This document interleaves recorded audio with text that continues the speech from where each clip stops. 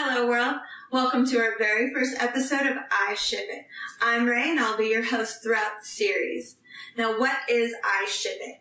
Well, it's a small little web series where I'm going to pair up fictional characters across any fictional world.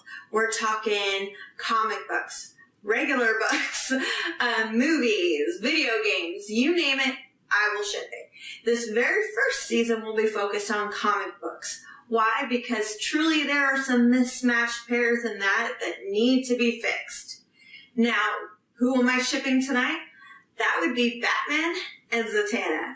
Two people in the Justice League fighting on the same side of the law that just don't realize exactly how perfect they are for each other. Let's start with some backgrounds here. First of all, Batman. I don't need to tell you who the Bat is. You know who Batman is. You've seen his origin story. You know how he becomes Batman. What you may not know is that Batman has only really had two loves in his life. That includes Catwoman and Talia al Ghul. These two women are villains. So they are not what Batman will ever settle down with. He's never going to be with that woman forever. Now, he loves these two. He's had a child with Talia. He has shared his identity with both women, and he absolutely cares for them. However, like I said, because of their ability to tread the law, to go back and forth, to be on opposite ends of the spectrum, he is never, ever going to walk down that aisle like some other comic book characters would. He will, however, be very happy to just bed them once in a while. So we've got that.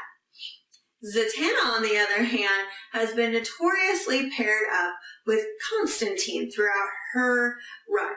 She was first written in 1964, and she appeared in Hawkman's story. She is known as one of the more powerful characters in the Justice League, with The Flash actually quoted saying that she is the most powerful member of the Justice League.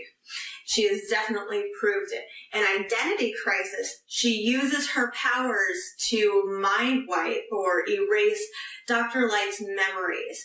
Now, he had done a very awful thing, and I don't want to spoil that, so go read Identity Crisis. It's great. However, when Batman finds that she has completely erased Dr. Light's memories, she decides to erase Batman's memories of it too. Now, Batman doesn't feel too great about that when he finds out, and the two of them are at odds. This is something that is new for them. They're usually exactly best friends, and they want to be in each other's good graces. So Zatanna feels terrible. She tries and tries to regain Bruce's trust, but she just absolutely can't. And it takes a while. It really does take a long time for Bruce to let that go and to trust again. But once he actually does, the two of them are able to rebuild that friendship pretty well. That brings me to my last point. Why this couple works so well? Well, first off, they're childhood friends.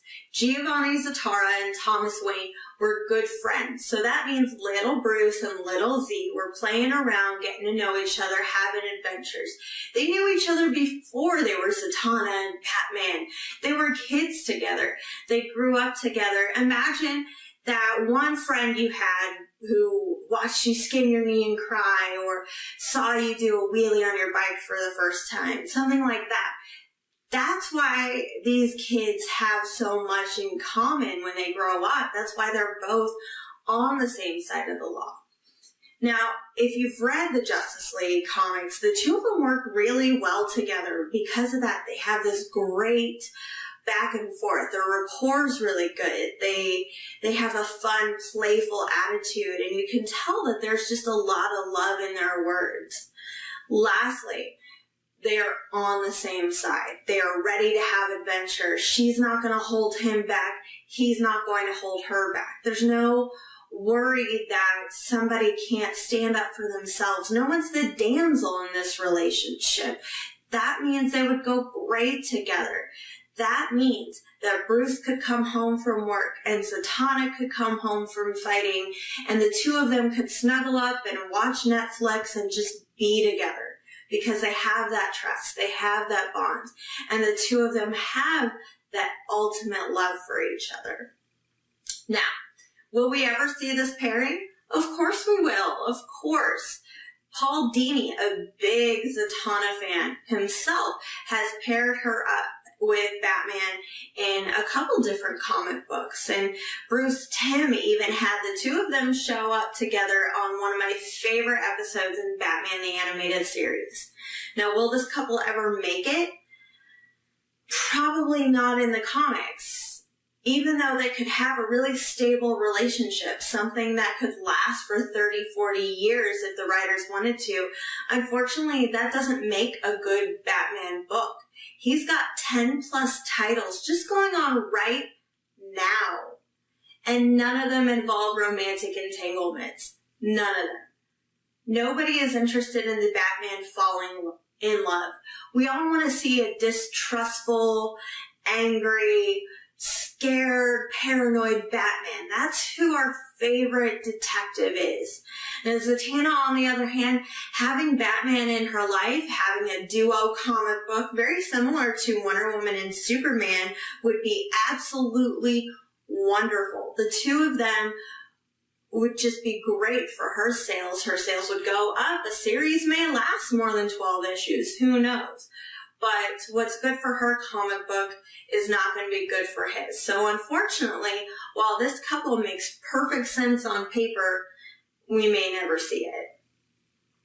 That's it for tonight. I hope you liked my pairing up of Batman and Zatanna. Hopefully you'll tune in for next week's episode, which is going to feature Daredevil and She-Hulk. A weird one, I know, but I promise my logic is sound. Now, if you ever have a character that you want me to match up, please comment below on this link and I will get back to you. We're going to start having t-shirts and necklaces to give away. Thanks for joining me for I Ship It. After all, they all can't be Superman and Wonder Woman. Bye.